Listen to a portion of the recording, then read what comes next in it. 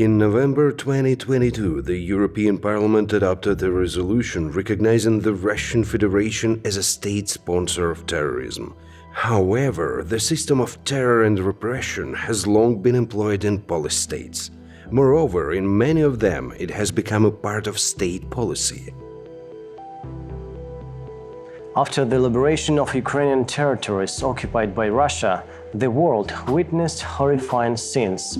Mass graves filled with bodies of the fallen, including hundreds of innocent civilians, women, and children. Many of the bodies bore gruesome signs of torture. In practically every liberated town, places of inhumane detainment and torture were uncovered. Sometimes they were set up in basements and, shockingly, even in schools and daycare centers. The testimonies of survivors were enough to send shivers down one's spine. Bucha and Izum, the names of these small towns, are now known worldwide. They have become symbols of Russian cruelty and brutality. It seemed as if the darkest images from the medieval Inquisition had come to life. Nothing like this had been seen since World War II. Today, we are discussing how terror and torture have become part of Russia's state policy. Watch this! The Extraordinary Commission, NKVD, KGB, FSB, these sinister institutions have been the principal organizers of the terror policy in both Soviet and modern Russia. Right after the Bolsheviks seized power, they initiated policies of war communism, property and wealth confiscations, and grain requisitioning. Lenin's famous slogan, "Rob the robbers," became a call to action for all vagabonds and miscreants, marking the beginning of a campaign to abolish private property. This led to widespread dissatisfaction and resistance from citizens, which the Bolsheviks quelled through repression and terror. In the early days following the October Revolution, they decided to abolish the death penalty. This was a populist move designed to demonstrate the peaceful intentions of the new regime. In reality, mass executions were carried out for those whom the Bolsheviks considered class enemies and a threat to their rule. For instance, after the capture of Kiev in late January 1918, up to 5,000 officers, supporters of the Ukrainian People's Republic, and other individuals were executed, all deemed as enemies. Mass shootings occurred in other cities occupied by the Bolsheviks. In June 1918, they decided to dispense with any pretenses. The death penalty was officially reinstated and began to be applied based on sentence from revolutionary tribunals. The primary means of dealing with dissidents and enemies of the new regime was the Red Terror, led by the Extraordinary Commission under Felix Dzerzhinsky's leadership. The Red Terror was a complex of punitive measures directed not against active resistance, but against entire social groups declared as class enemies. Essentially, nobles, landowners, priests, wealthy peasants, Cossacks, and others were outlawed. Medieval torture methods and execution techniques were commonly employed during the repression. For example, there were cases of crucifixion, stoning, and impaling.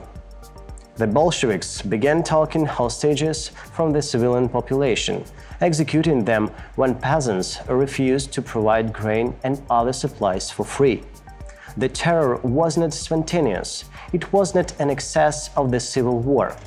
It was officially declared in September 1918 by a resolution of the Bolshevik government following an assassination attempt on Lenin. It was not hidden from society. Lists of hostages and executed individuals were constantly published in both national and regional press.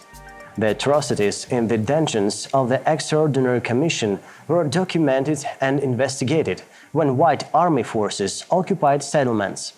Interestingly, in response to the Bolshevik reprisals, the opponents of the Bolsheviks were forced to organize their own White Terror. Its victims also numbered tens of thousands. However, the White forces did not employ the same gruesome torture methods as their adversaries. They did not establish organizations similar to the Extraordinary Commission or revolutionary tribunals. Most importantly, unlike the Red Terror, the White Terror never rose to the level of state policy, did not serve as a means of exterminating social classes or ethnic groups. Formally, the policy of the Red Terror was terminated after 2 months in November 1918 through another official resolution, but it was merely done to divert attention and pacify the public.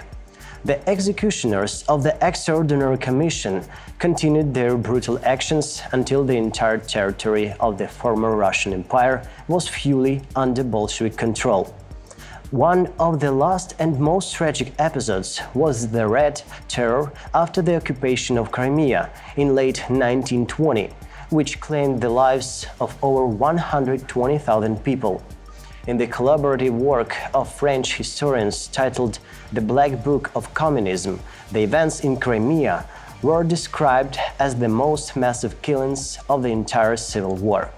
Even after the war's end in 1922, Lenin stated that it was impossible to stop the terror and it needed to be legislatively regulated. Estimates of the total number of victims of the Red Terror vary, but they are staggering, reaching up to 2 million people. Watch this! After the end of the Civil War, the Extraordinary Commission was disbanded, but the repressive policies of the Bolshevik government did not fade into the past. The terror against the peaceful population of the USSR was spurred by the People's Commissariat of Internal Affairs, the NKVD. Under its leadership, the State Political Directorate was established to centrally coordinate the repression.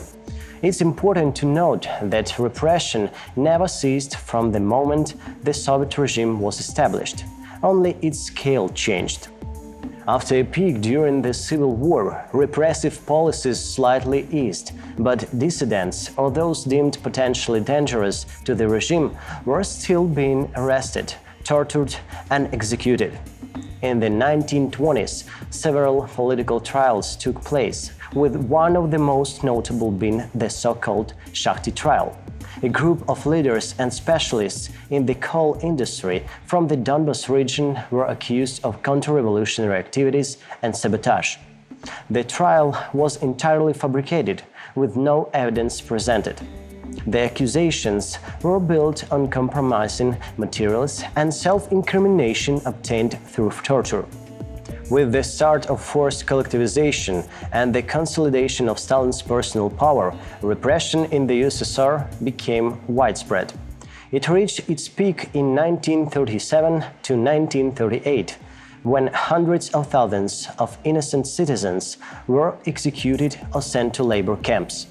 Hundreds of thousands of people were arrested on fabricated pretexts, and confessions were extracted through torture, forcing them to implicate their relatives, friends, and colleagues.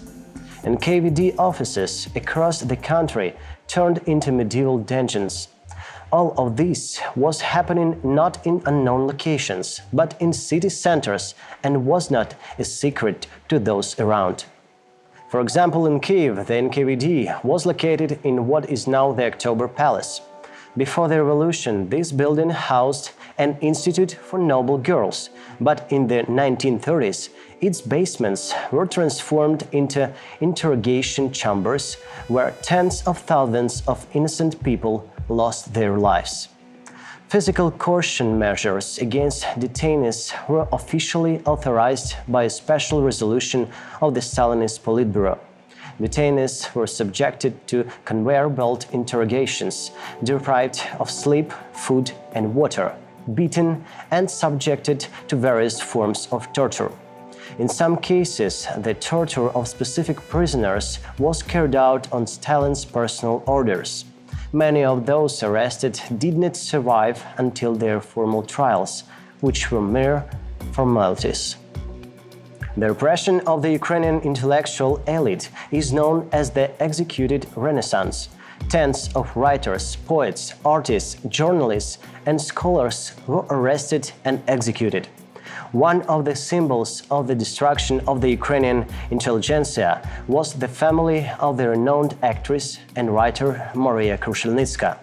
Her husband, writer Anton Krushelnitsky, and all their children, 4 sons and a daughter, were arrested. They were all cultural figures, writers, journalists, playwrights, and educators. Maria Krushelnitska died in 1935, not surviving the arrest of her family. Her husband and all their children were executed. The culmination of the executed Renaissance was the execution of over 100 representatives of the Ukrainian intelligentsia on November 3, 1937, in the Sandermoh location in Karelia.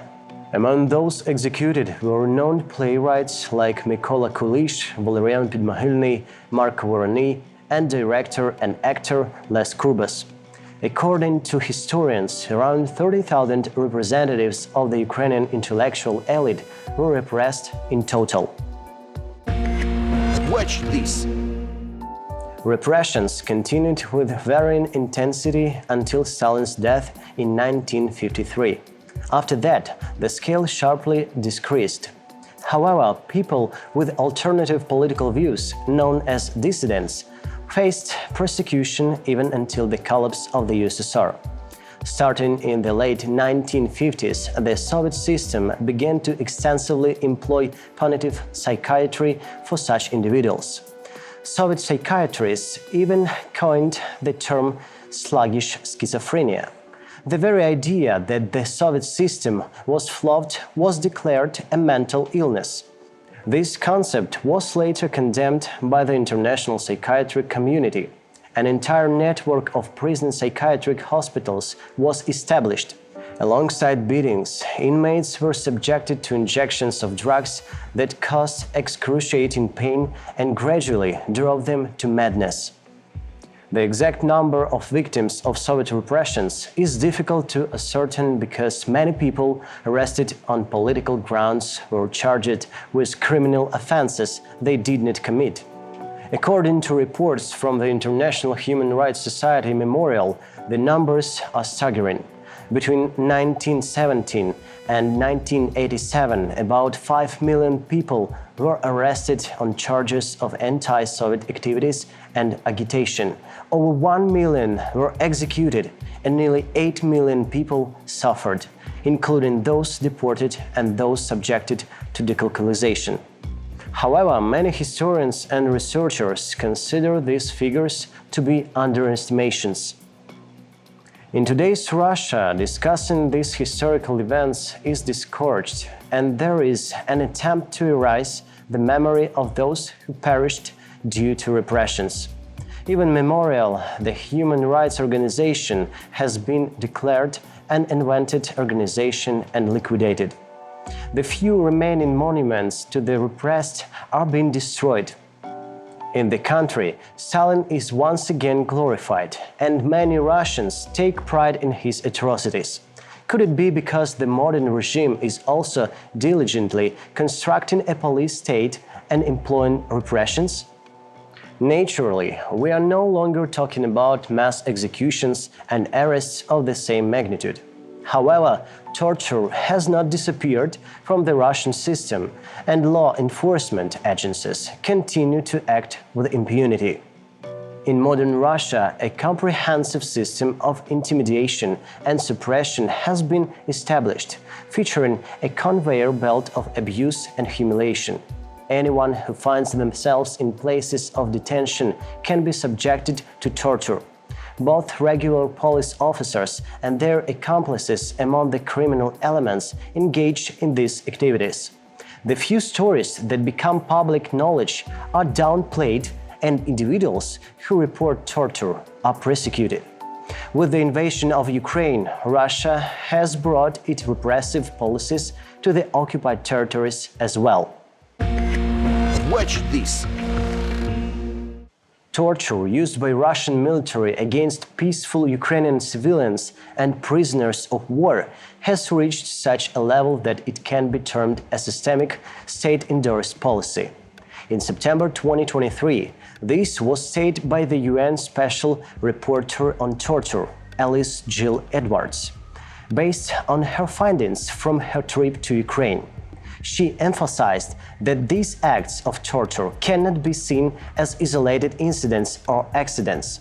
They are organized and represent a part of the state's policy of intimidation and punishment aimed at obtaining information or confessions. There have been reports of torture using electric shocks, beatings, mock executions, and violence. Humiliation of individuals who find themselves in the occupied territories of Ukraine or in captivity is also a purpose of these acts. According to Edwards, she has evidence of civilians being held in confined spaces or basements, deprived of food and water. Several people who survived Russian captivity have reported losing consciousness due to electric shocks or beatings, and some have suffered memory loss as a result of torture. These actions are sanctioned by the Russian leadership, as evidenced by the fact that Russian authorities refuse to investigate reports of torture. Since receiving her mandate, Edwards has reached out to them 7 times, but has not received a single response. In Ukraine's Ministry of Internal Affairs, following the UN report, it was stated that 80 makeshift prisons where Ukrainian citizens were held in inhumane conditions were discovered on the territories liberated from Russian occupiers. Those who managed to escape from these facilities shared horrifying details. Both men and women are subjected to torture with a particular brutality towards Ukrainian soldiers and those suspected of passing coordinates. To drown out the screams of the tortured, their terminators play loud music. Hundreds of Ukrainians have gone through Russian torture chambers, living not only physically maimed, but also with shattered psyches. Many still find it hard to believe that such atrocities can occur in the 21st century. However, when examining history, sadly, there is nothing surprising about it, because Russia has consistently implemented such policies both towards its own citizens and the countries they have occupied. According to experts in war crimes, these actions by the aggressor country are part of Russia's doctrine of anti-guerrilla warfare, which involves collective punishment. The massacres in Bucha, Izum, Kherson, and other occupied Ukrainian cities, the mass killings and torture of Ukrainian citizens are stark evidence that Russia is pursuing a genocidal policy in Ukraine. Watch this! However, in pursuing a policy of repression against its own people and others, the Russians, unfortunately, are not alone. Their few allies countries with police states follow similar paths. In the Democratic People's Republic of Korea, North Korea, crimes against humanity have been and continue to be committed. The residents are still subjected to repression, and the authorities have established total control over all aspects of Koreans' lives. Evaluating the human rights situation in North Korea is challenging due to the closed nature of the North Korean state, with information coming from refugees and defectors. According to various sources, the population of the country is divided into 3 classes: the core, wavering, and hostile classes. Membership in each of these classes is determined by social origin and occupation during the period of Japanese rule and the Korean War, and it is inherited through the male line. The country practices the death penalty. Human rights organizations like Amnesty International and Human Rights Watch report that the use of torture during interrogations is widespread in the country. Torture methods include waterboarding, electric shocks, sleep deprivation, and beatings, with women also being subjected to sexual violence. Additionally, a form of torture involves the mandatory presence of all prisoners at public executions. In North Korea, a system of camps and special districts for prisoners exists. These camps force Koreans into hard physical labor, and they cannot live without the authorities' permission. Escapees from the country have reported cases of forced abortions, child murders, and instances of famine within the camps. There is evidence of the use of chemical weapons, testing, and other experiments on prisoners. Watch this!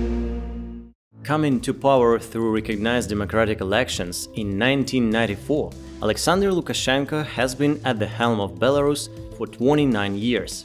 In the early days of his rule, he conducted a referendum that expanded the president's powers, leading to opposition rallies often suppressed by law enforcement.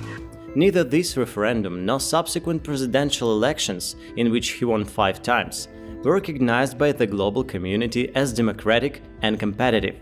Gradually, Lukashenko acquired unlimited powers, establishing an authoritarian regime in the country.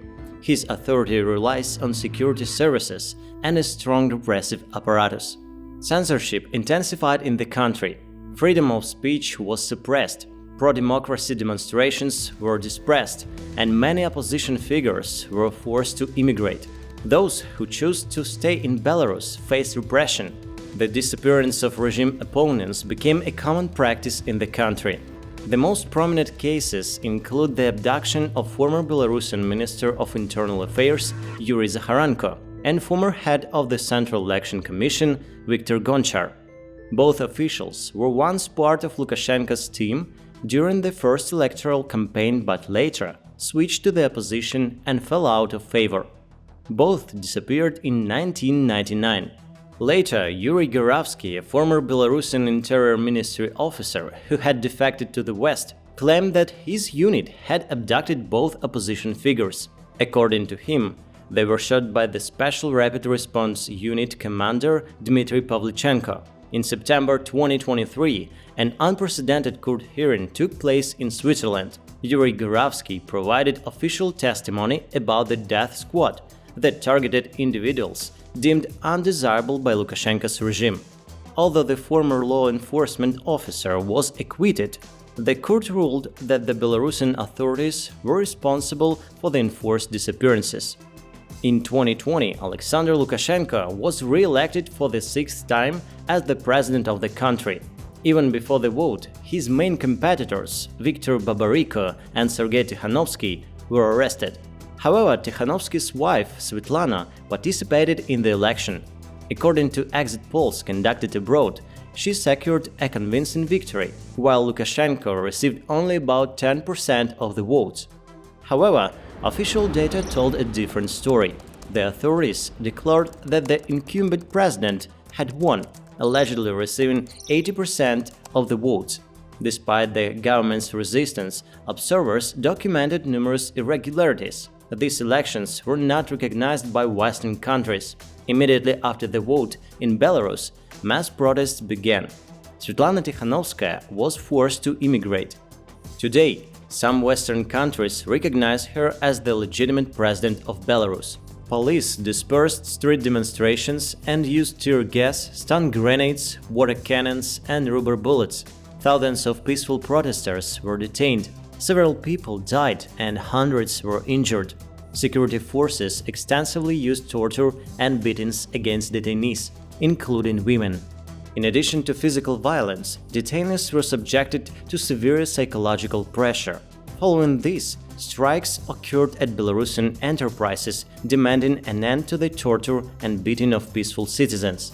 Russian President Putin publicly declared support for Lukashenko, and Russian Special Service representatives actively participated in suppressing peaceful actions. Over the year following the elections, more than 37,000 people were detained. including businessmen, doctors, scientists, journalists, lawyers, and cultural figures. Hundreds of criminal cases were initiated. The investigative detention center on a Krestina street in Minsk became a symbol of brutal torture and violence. By the end of winter 2021, mass protest actions had ceased, but the regime continued its repressive policies. Anyone suspected of disloyalty was labeled an extremist. Over the past 3 years, more than 3,500 people have been convicted on politically motivated criminal charges. Thousands of political prisoners are serving sentences in prisons. Despite the harsh repression, protest sentiments in Belarusian society persist. Watch this! The human rights situation in China is also dire, particularly concerning the Uyghurs, a Turkic ethnic group residing in the Xinjiang Autonomous Region. They are predominantly Muslim. Since 2014, the Chinese government has implemented a policy of forced assimilation, leading to over 1 million Uyghurs being interned in so-called re-education camps. Hundreds of thousands of children have been separated from their parents and sent to boarding schools. Measures against the Uyghurs include forced labor, cruel treatment, forced abortions, sterilization, and contraception to reduce birth rates.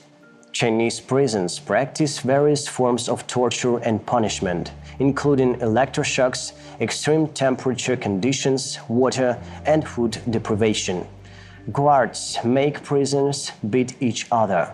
Legislative bodies in some countries, such as Canada, the UK, and the Netherlands, consider China's policy towards the Uyghurs as genocide. Other parliaments condemn it as a crime against humanity. Torture is also employed against dissidents, political prisoners, and human rights activists, with a prevalence in rural areas. Some Chinese citizens have recounted experience of compulsory psychiatric treatment and psychological torture.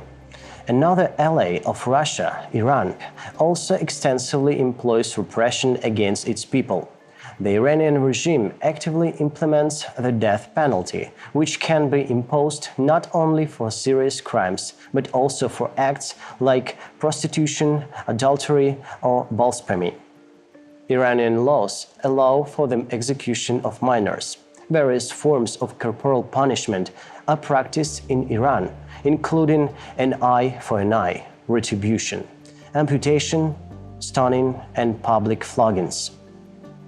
The country has several secret prisons controlled by the Islamic Revolutionary Guard Corps and the Ministry of Intelligence and Security. There are numerous testimonies of torture being inflicted upon detainees and suspects. Repressive policies intensified after protests in 2022, when police were accused of causing fatal injuries to a girl detained for inappropriate hijab. Protests spread across the country, turning into clashes with law enforcement. Hundreds of people died and tens of thousands were arrested. Human rights activists and lawyers claim that legal proceedings in Iran occur without defense attorneys, and they are preceded by torture aimed at extracting confessions. Iranians who have been held in secret detention centers report being subjected to electric shocks, beatings, and mock executions. Women are sexually assaulted. Many detainees do not receive medical care. The all-encompassing authority and cruelty of Iranian security forces have repeatedly led to new waves of mass protests. Watch this! In the first article of the Basic Law of the Federal Republic of Germany, written after the horrors of Nazism and with a profound desire to prevent their recurrence, it states, "Human dignity is inviolable. To respect and protect it is the duty of all state authority." Unfortunately, Russia, however, is a country of absolute evil, a terrorist state. It's no longer surprising that whenever Russians appear, torture chambers emerge and repression against the local population begins. But the blame isn't only on the state and the regime established in the country.